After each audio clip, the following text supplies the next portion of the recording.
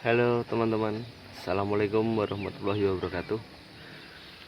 Salam satu canggul, kembali lagi di channel saya ini tentang pertanian. Untuk kali ini yang kita bahas yaitu tentang pembuatan lahan untuk tanam cabai dan pupuknya apa aja yang saya pakai.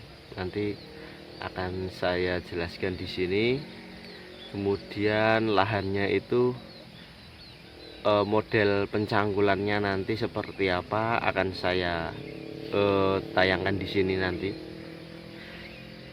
Lahan saya itu sudah berkali-kali ditanam ya. Oke, nanti ikuti terus channel saya ini. Pupuk dasar saya menggunakan dua jenis pupuk ini. Pupuk yang pertama NPK 15 ini pencampurannya 1:2. Ini untuk pupuk dasarnya. Itu petroorganik, saya menggunakan itu. Nah, di sini ada kandungan organiknya 15% ya. Rasio itu 25. Ini untuk C atau N nitrogen. Rasionya itu pH-nya 4-9. Yang lain kadar air ya, 8-25%.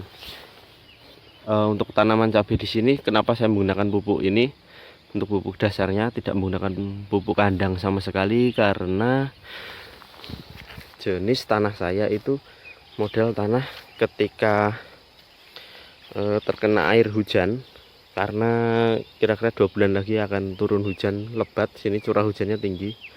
Tanah saya itu kalau terkena air hujan itu untuk keringnya susah, jadi produksi nitrogen itu meningkat jika saya menggunakan pupuk kandang. Walaupun sudah terfermentasi, pengalaman saya sebelumnya itu jamurnya itu akan banyak sekali hidup di bedengan-bedengan atau di dalam tanahnya ya. Saya untuk tanam cabai kali ini menggunakan pupuk dasar yaitu petroorganik ya. Petroorganik itu untuk segi pembuatan pupuknya itu sudah melalui sistem oven, jadi untuk jamur atau biji atau apa bakteri itu akan mati, kan sudah mati, jadi tidak tertular atau tidak berkembang. Oke, nanti untuk teman-teman yang akan mencangkul akan datang jam 7. Ini untuk lahan saya yang di atas, yang di bawah itu sudah saya genang air, yaitu awalnya begini, bedengan seperti ini, kemudian saya cangkul, saya ratakan, kemudian saya genang air kira-kira sudah 2 minggu. Dan kemarin sudah saya kuras airnya itu. Nah, yang atas juga seperti ini ya.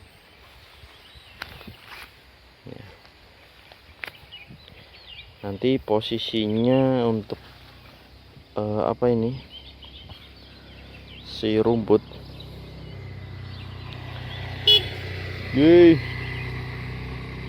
untuk si rumputnya ini yang di tengah atau yang di situ nanti akan dicangkul sama teman-teman yang nyangkul. Nanti itu akan dicangkul, dimasukkan ke sini, ke parit, kemudian ditimbun dari sini, dan nanti paritnya pindah di sini. Ini nanti akan diambil dan digunakan untuk menimbun yang di tengah.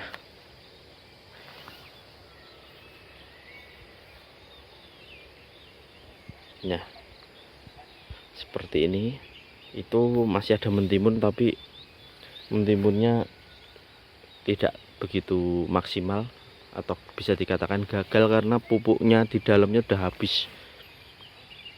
Kita pernah di video sebelumnya, nah ini kan sudah tanam berkali-kali teman. Yang pertama itu ketika saya cangkul itu ada tanaman kacang panjang itu, ini untuk anjirnya. Yang sebelah sini mentimun dulu, oh iya, mohon maaf, sebelah situ sampai sini itu mentimun. Itu kalau dulu Gustavi setelah mentimun kacang panjang itu buahnya maksimal sekali itu, dan mungkin nutrisi di dalamnya udah habis. Begitu pula yang sana itu kacang panjang, kemudian saya kasih mentimun, dan hasilnya mentimunnya nggak maksimal. Tapi kalau mentimun dulu baru kacang panjang itu bisa maksimal. Aneh sekali. Padahal kita kemarin waktu pengolahan tanah juga menampilkan videonya. Dari sini sampai situ itu pupuk dasarnya cuman Ponska sama Petroganik. Ya, Petroganik seperti itu. Nah, tapi subur-subur aja. Bahkan kacang panjangnya itu mampu berbuah lebat. Berarti dapat kita simpulkan kalau Petroganik itu juga bagus untuk tanaman ya. Ada yang bilang kalau Petroganik itu kurang bagus, nah, karena kalau disebar ke pari atau ditaburkan ke padi itu enggak ada efeknya. Ya namanya organik itu efeknya sedikit, kecuali pupuk kandang kotoran sapi itu efeknya kelihatan banget. Kalau misalkan dipupukkan ke tanaman itu cepat banget hijaunya. Karena apa? Kandungan nitrogennya tinggi itu. Nitrogen pada pupuk kandang kotoran sapi itu tinggi banget. Sedangkan kalau organik itu tidak menggunakan pupuk kandang, melainkan dari tumbuh-tumbuhan, dari dedaunan, bisa dari ranting-ranting pohon yang lunak itu. Jadi yang ya sangat disarankan untuk proses penanaman cabai, apalagi kalau tanam bawang merah. Wah, itu kalau di tempat saya sangat bagus sekali menggunakan pupuk dasarnya itu Petroganik.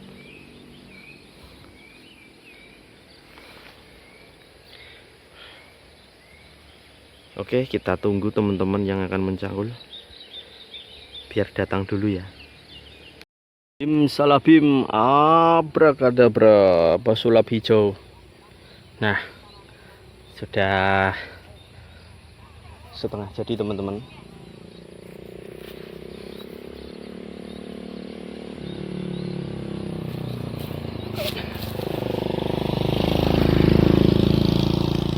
Ini untuk bedengan setengah jadinya. Sudah saya campur pupuk. Ini dia pupuknya. Ya teman-teman, ini untuk pupuk yang saya pakai seperti yang saya jelaskan tadi pagi, yaitu cuman Ponska. Kemudian ini adalah Petroganik. Dan nanti saya ingin menambahkan dolomit, itu aja. Ini adalah obrolan seputar kemeditan dalam bertani, bercocok tanam ya. Saya nanti akan menggunakan sistem medit. Untuk biaya itu saya buat minim.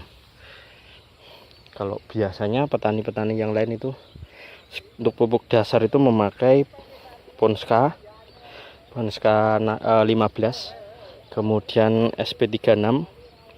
Setelah SP36 memakai KCL untuk tanam cabai loh ya ini. Jadi untuk pembuahan biar banyak, hasil optimal. Untuk pupuknya bisa terserah mereka, ada yang memakai pupuk kandang fermentasi, ada yang memakai organik juga. Tapi untuk saya ini pupuk cuman dari NPK Ponska 15 saja, yang subsidi itu pupuk dasarnya. Kemudian saya tambah untuk komposnya itu pakai organik. Begini teman, untuk pupuk ini ada dua jenis pupuk. Mereka itu bersandingan. Jadi untuk NPK di dalam tubuh Ponska ini nanti akan mencair, kemudian masuk ke dalam organik ini. Tidak larut ya, tapi maksudnya tidak terbuang atau ketika terguyur air, tapi dia akan masuk ke sini, kemudian dicerna oleh tanaman melalui akar ya. Jadi sudah matang, keadaan sudah matang, mudah dicerna. Kemudian untuk pemakaian dolomit itu bisa secukupnya atau bisa lebih, tergantung pH tanah. Kalau pH tanahnya itu kadang drop, kadang terlalu banyak atau kebanyakan, itu bisa dikasih agak banyak ya. Itu nanti dampaknya juga bagus banget buat cabai. Daunnya itu akan hijau kalau ada dolomitnya, selain untuk menetralisir pH. Nah, ini sudah dicangkul setengah jadi ya, jadi insya Allah besok sudah bisa ditutup.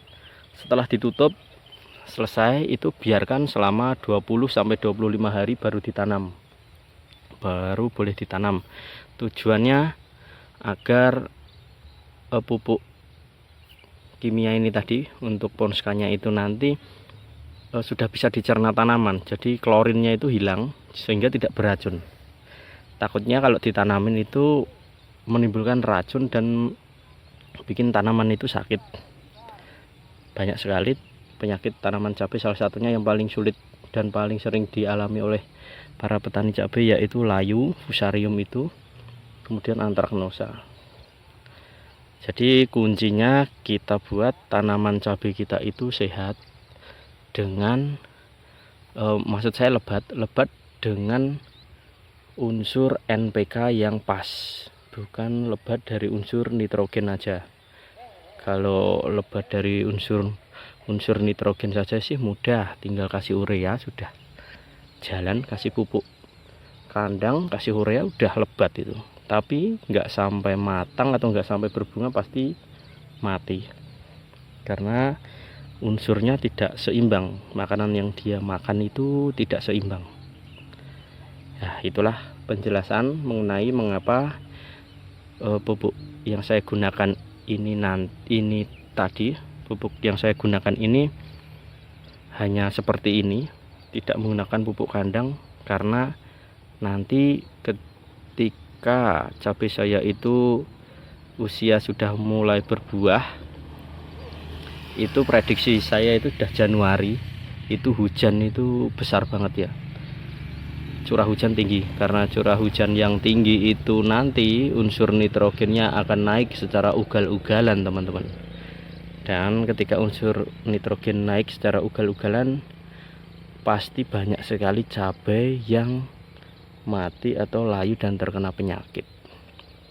Maka dari itu saya menanggulanginya dengan meminimalisir penggunaan pupuk kandang.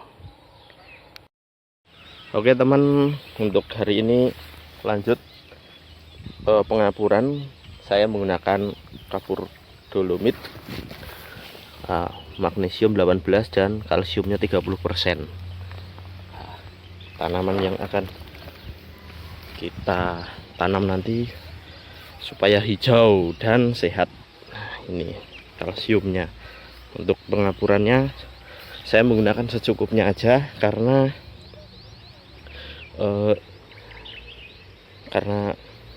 uangnya nggak ada karena medit tadi ya.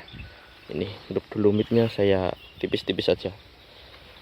Oke, jadi isinya ponska, kemudian petroorganik atau organik, dan kalsium. Nanti untuk unsur mikro, saya seperti biasa menggunakan Java Green. Kalau enggak Java Green itu nanti saya pakai ZBT. Ketika masih usia tanam 1-25 hari itu masih saya ZBT terus. ZBT buatan saya sendiri, ada di video saya sebelumnya ya. Oke, untuk hari ini nanti proses penutupan biddingan ini nanti ya, nanti akan saya tutup bersama teman-teman. Simak terus video ini sampai selesai, nanti sampai jadi biddingannya ini. Nah, nanti setelah 25 hari itu nanti baru saya akan menanam cabai. Saya tanamin cabai merah keriting CMK. Oke, ikuti terus teman.